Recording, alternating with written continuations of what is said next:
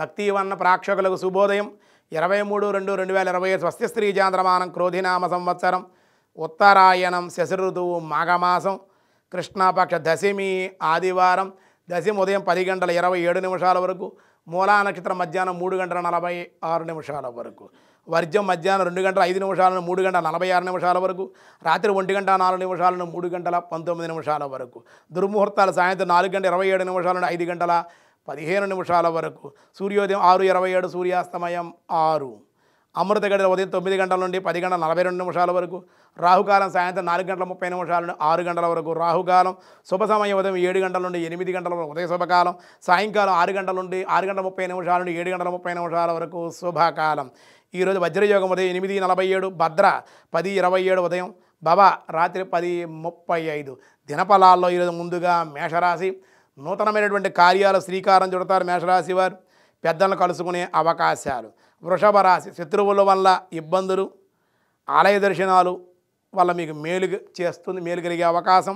మిథున రాశి అధిక శ్రమ అనంతర లాభాలు ఓర్పు ఎంతైనా అవసరము. దైవచింతన గృహదేవత ఆరాధన మీకు దేవాలయ దర్శనం కూడా మేలు చేస్తుంది.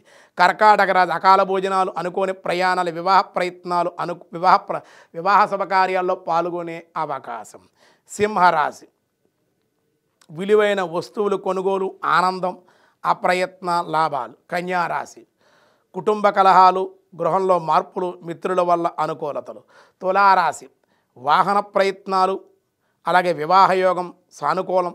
ఉద్యోగంలో మార్పులు ధనయోగం ఉంది. వృశ్చిక రాశి శారీరకంగా శ్రమ ఆరోగ్యం బాగుండుట అనుకోని ఖర్చులు కానీ రావాల్సిన బాకీలు కూడా వసూలయ్యే అవకాశం ఉంది.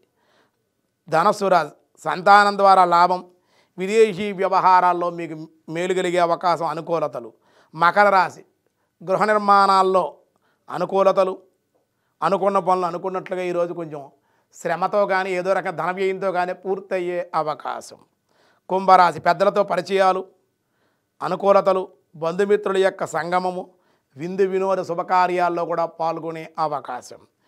మీనరాశి శత్రువులపై ఆధిక్యత వృత్తి వ్యాపారాల్లో లాభము సాయంకాలం శుభవార్తలు కలిసొచ్చే అవకాశం. వ్యాసాయ విష్ణురూపాయ వ్యాసరూపాయ విష్ణవే సౌరి వాం సౌరయే నమః అన్నారు. వాసుదేవుని తండ్రి అగుడు చేత సూరసేనుణ్ణి వంశమును జన్మించుట అగుడు చేత శ్రీకృష్ణ సౌరి సూరసేన మహారాజు గారు ఆయన సంతానంలో వాసుదేవుడు. ఆ వాసుదేవుడి యొక్క తండ్రి కాబట్టి ఆయన ఆ జన్మించినటువంటి వాడు కృష్ణుడు కాబట్టి ఆయన శౌర్యం కలిగినటువంటి వాడు కాబట్టి ఆయన కూడా శౌరి అని కూడా పిలవడం జరిగింది. మిగతా విషయాలు రేపు చూద్దాం. ఈరోజు స్వస్తి.